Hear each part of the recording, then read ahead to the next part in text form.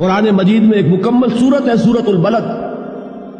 उसमें अल्लाह ताला ने मुतअद्दिद कसमें खाकर एक बात कही, ला उक़सिमु बिहाज़ल बलद व अंत हिल्लुम बिहाज़ल बलद व वालिदिन व मा वलद लक़द ख़लक़नल इंसान फ़ी कबद।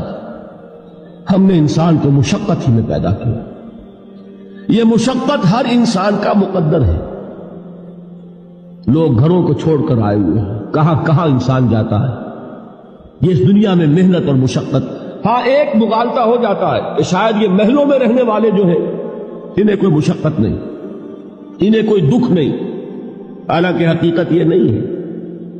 जो जितना अमीर है आप देखेंगे उसकी जिस्मानी मुशक्कत कम है, जहनी कोफ्त ज्यादा है।